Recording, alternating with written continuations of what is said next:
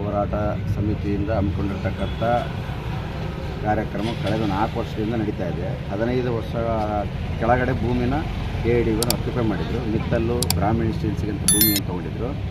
ಮೊನ್ನೆ ಯಾವಾಗ ಮಿತ್ತಲ್ಲು ನಾವು ಇಲ್ಲಿ ಇಂಡಸ್ಟ್ರಿ ಮಾಡಲ್ಲ ಅಂತ ಬಿಟ್ಟು ಹೋದ್ಮೇಲೆ ಮಿತ್ತಲಿಗೆ ಕೊಟ್ಟ ಭೂಮಿನ ಒಂದು ರೈತರಿಗೆ ವಾಪಸ್ ಕೊಡಬೇಕು, ಅಥವಾ ಆ ಭೂಮಿನ ಬೇರೆಯವ್ರಿಗೆ ಕೊಡಬೇಕಂದ್ರೆ ರೈತರ ಒಪ್ಪಿಗೆ ಪಡೆದು ಕೊಡಬೇಕು. ಇವರೇನು ಮಾಡ್ಯಾರ, 28 ಲಕ್ಷ ಚಿಲ್ಲರಿಗೆ ಜಿಂದಾಲ್ ಅವರಿಗೆ 800 ಎಕರೆ ಕೊಟ್ಟಿದ್ದಾರೆ. ಯಾರು? KIDB ಅವರಿಗೆ ಅಧಿಕಾರಿ ಹಿಂಗೆ ಆಗ್ತಿದ್ದರು. ಒಂದು 5 ವರ್ಷದ ಒಳಗಡೆ ಇಂಡಸ್ಟ್ರಿ ಹಾಕಿಲ್ಲ ಅಂದರೆ ಆ ಭೂಮಿನ ರೈತರು ವಾಪಸ್ ಕೊಡ್ಬೇಕಂತ ಕಾಯ್ದೆನೇ ಇದೆ. ತದನಂತರದಲ್ಲಿ ಅಲ್ಲಿ ಹೋರಾಟ ಮಾಡ್ತಾ ಇದ್ದಾರೆ. ರೈತರ ಹತ್ರ 5 ಲಕ್ಷ 8 ಲಕ್ಷ ಭೂಮಿ ತಗೊಂಡು 28 ಲಕ್ಷಕ್ಕೆ ಬೇರೆಯವ್ರಿಗೆ ಮಾಡ್ತಂದ್ರೆ ಈ KIDB ಏನು ಸರ್ಕಾರದ ಒಂಥರ ಹೊರಗಡೆ ಬ್ರೋಕರ್ ಕೆಲಸ ಮಾಡ್ತಾರೆ. ಆ ಬ್ರೋಕರ್ ಆದೇಶ ಮಾಡ್ಯಾರ 163 ಆದೇಶ ಮಾಡಿ ಇಂಜೆಕ್ಷನ್ ಆರ್ಡರ್ ಕೊಟ್ಟಿದ್ದಾರೆ.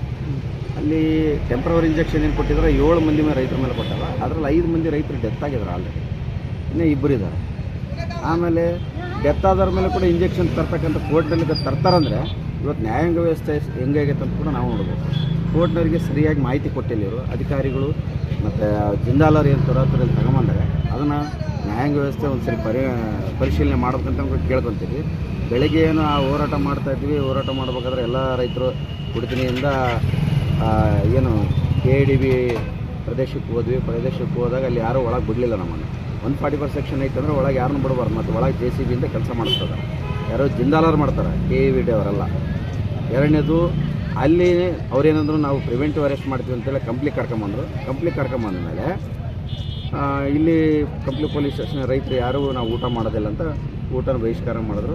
ಹಂಗೆ ಕೂತ್ಕೊಂಡಿದ್ದಾರೆ. ಭಾಳ ವಯಸ್ಸಾದವ್ರು ಇದ್ದಾರೆ, ಅವರೆಲ್ಲ ಇದ್ದಾರೆ. ಈಗ ಎಲ್ಲ ರೈತರು ಒಮ್ಮತ ಏನಿತ್ತಂದರೆ ಅಧಿಕಾರಿಗಳು ಬರಲಿ, ನೇರವಾಗಿ ಮಾತಾಡಲಿ. ಇದಕ್ಕೆ ಸಂಬಂಧಪಟ್ಟ ಪೊಲೀಸ್ ಇಲಾಖೆ ಅಲ್ಲ. ಪೊಲೀಸ್ ಇಲಾಖೆ ಇದ್ರ ಬಗ್ಗೆ ಸಂಪೂರ್ಣ ಮಾಹಿತಿ ಇರ್ಬೋದು, ಆದರೆ ಅವ್ರಿಗೆ ಪವರ್ಸ್ ಇಲ್ಲ ಮಾತಾಡಬೇಕು. ಯಾರು? AC DC ಅವರೇ ಮಾತಾಡಬೇಕು. ಈಗ ದೂರವಾಣಿ ಮೂಲಕ DC ಅವರು SP ಅವರು ಎಲ್ಲ ಒಬ್ರಿಗೊಬ್ರು ಕಮ್ಯುನಿಕೇಟ್ ಮಾಡಿ ಏನಂತೆ AC ಅವರು ಹೊಸಪೇಟೆಗೆ ಬರ್ತಾರೆ, ಕುಡಿತಿನಿಗೆ ಬರ್ರಿ, ಅಲ್ಲಿ ರೈತರು ಮಾತಾಡ್ತೀವಿ ಅಂತ ಹೇಳ್ತಿದ್ದಾರೆ.